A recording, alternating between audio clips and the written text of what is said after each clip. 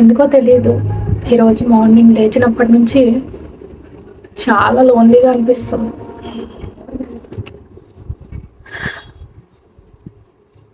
ఊరికే ఏడుపు వస్తుంది.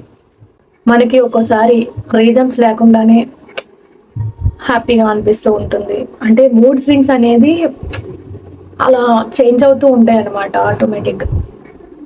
సో నాకు ఈరోజు చాలా డల్గా అనిపిస్తుంది. ఎందుకో తెలియదు, ఆటోమేటిక్గా టీయర్స్ వచ్చేస్తున్నాయి. ఎందుకో తెలియదు అనే రీజన్ ఏమి ఉండదు. ఒకవేళ ఏడవాలి అనిపిస్తే ఈ ఎప్పుడో జరిగినవి, లేదంటే మన లైఫ్లో ఉన్న సాడ్ మూమెంట్స్, సాడ్ థింగ్స్ ఉంటాయి కదా, అవన్నీ గుర్తు తెచ్చుకునైనా ఏడ్చేస్తాం. అట్లా ఉంటుంది ఈ మూడ్ స్వింగ్స్తో. అంటే ఏడవడానికి రీజన్ అవసరం లేదనమాట. రీజన్ లేకపోయినా కూడా ఎప్పుడన్నా ఏదైనా సాడ్ థింగ్ జరుగుంటే అది గుర్తు తెచ్చుకొని ఏడవడము, మెయిన్ ఏడవడం మ్యాండటరీ అనమాట. మీకు కామెడీగా చెప్తున్నానేమో కానీ సీరియస్ డిస్కషన్ ఇది. నాకు నేను ప్రజెంట్ ఫీల్ అవుతున్నది మీతో చెప్తున్నాను. ఏమో గైస్, మూడ్ స్వింగ్స్ చాలా అంటే చాలా టూ మచ్గా ఇబ్బంది పెట్టేస్తున్నాయి. అంటే పీరియడ్స్ వచ్చాక 15 days ఒక మూడ్లో ఉంటాం. ఆఫ్టర్ ఓవులేషన్ ఉంటుంది చూడండి, ఓవులేషన్ నుండి మళ్ళీ పీరియడ్ డేట్ వరకు ఇదొక పేజ్ అనమాట. ఈ పేజ్లో ఎక్కువ సాడ్గా ఉండడము, లేదంటే ఏదైనా సిమ్టమ్స్తో ఇబ్బంది పడుతూ ఒక రకమైన డైలమాలో ఉండడం అట్లా ఉంటుంది. అసలు నేను ప్రాపర్గా గమనించింది ఏంటంటే, ఒక మంత్లో 15 days ఒకలా ఉంటే ఇంకొక 15 days ఇంకోలా ఉంటుంది. చాలా అంటే చాలా లోన్లీగా అనిపిస్తుంది. సో యాక్చువల్గా మొన్న నాకు ట్రిగ్గర్ ఇచ్చారు కదా, సో నిన్న మళ్ళీ స్కాన్కి వెళ్ళాను అనమాట. సో ఈరోజు వెళ్ళాల్సింది 1 day గ్యాప్ ఇచ్చి వెళ్తే ఎగ్ ట్రిగ్గర్ ఇచ్చిన తర్వాత రిలీజ్ అయిందా లేదా అనేది తెలిసేది. సో నాకు మేడం చెప్పింది, సో నెక్స్ట్ డేనే వచ్చేసాయని చెప్పి నేను వెళ్ళాను. ట్రిగ్గర్ ఇవ్వకముందు నాకు ఆల్రెడీ ఒక ఎగ్ రిలీజ్ అయింది. ట్రిగ్గర్ ఇచ్చిన తర్వాత 24 hours కూడా కాలేదు. సో నేను ఎర్లీగా వెళ్ళిపోయాను 11 o'clockకి.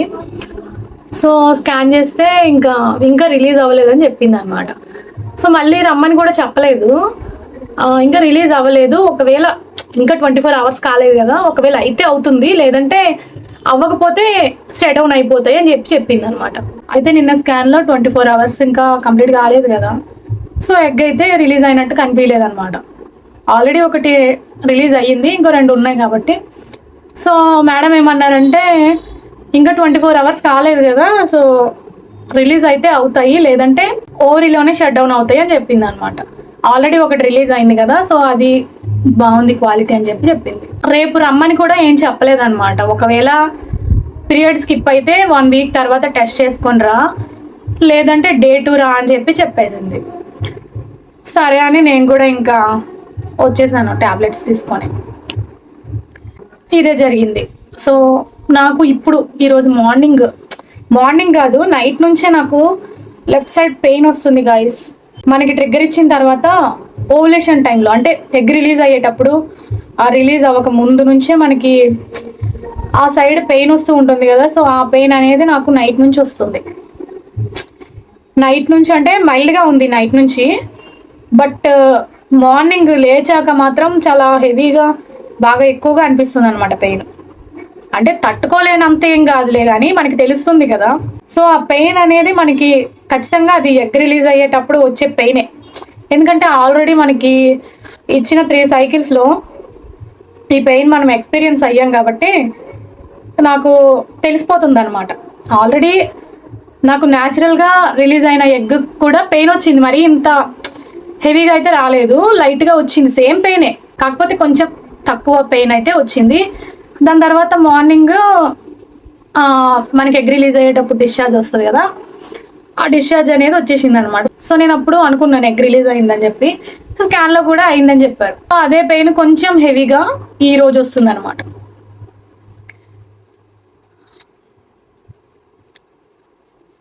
ట్రిగ్గర్ ఇచ్చిన తర్వాత వచ్చిన పెయిన్ చాలా ఎక్కువగా ఉంటుంది గైస్.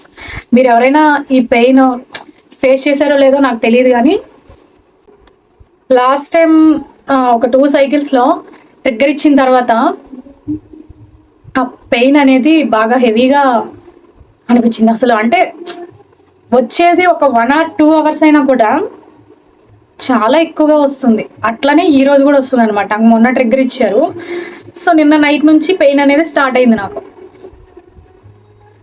సో నాకు అది తెలిసిపోతుంది, ఎగ్ రిలీజ్ అవుతుందేమో అని నాకు అనిపిస్తుంది. నాకు ఇంకా ఈ రోజు నైట్ లోపు లేదంటే రేపు మార్నింగ్ వరకు డిశ్చార్జ్ వస్తే నేను మీకు ఇంకో వీడియోలో చెప్తాను. ఎందుకంటే కన్ఫామ్గా డిశ్చార్జ్ అయితే వస్తుంది గాయస్. సో ఇప్పుడు కూడా కొంచెం హెవీగా అనిపిస్తుంది పెయిన్. ఇప్పుడిప్పుడే స్టార్ట్ అయింది కదా, ఉంటుంది కాసేపు.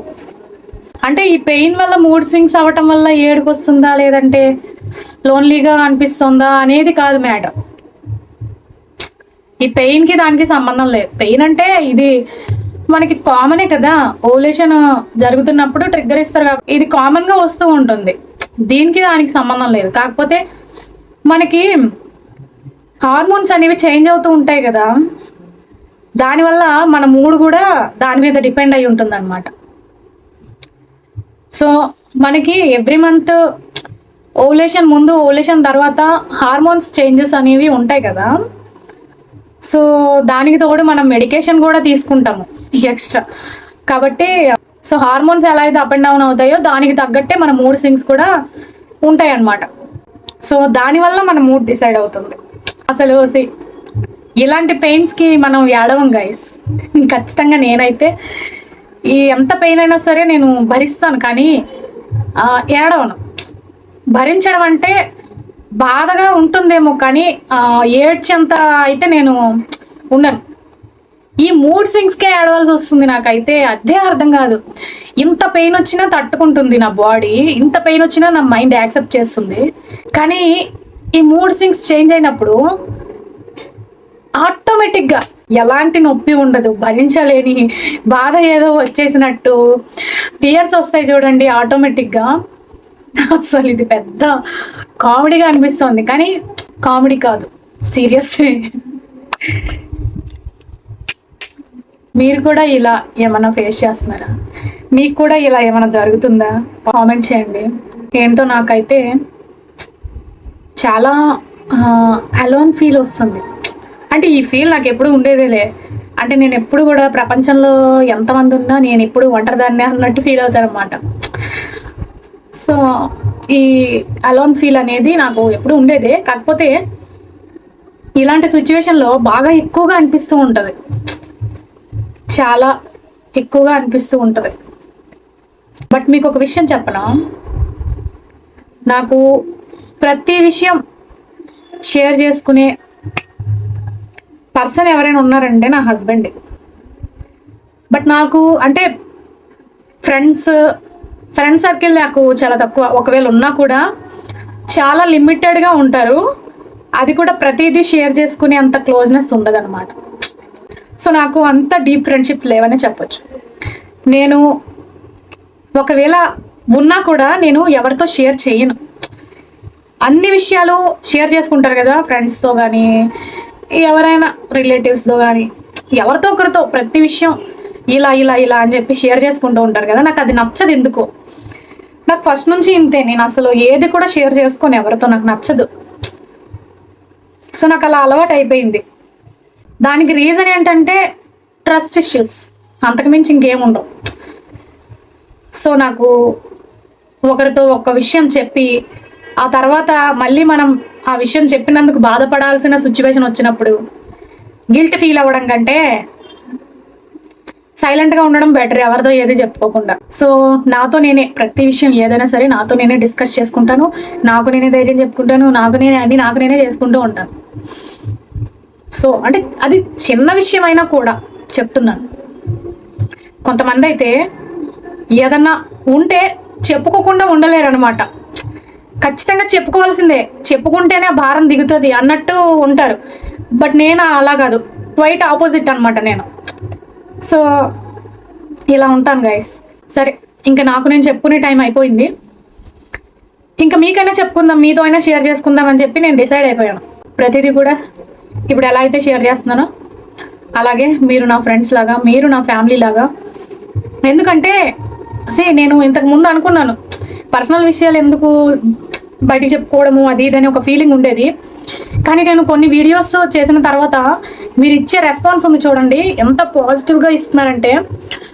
నిజంగా చెప్తున్నా, ఫ్రెండ్స్ రిలేటివ్స్ మన అనుకునే వాళ్ళు కూడా ఇంత పాజిటివ్గా మాట్లాడరు మీలాగా.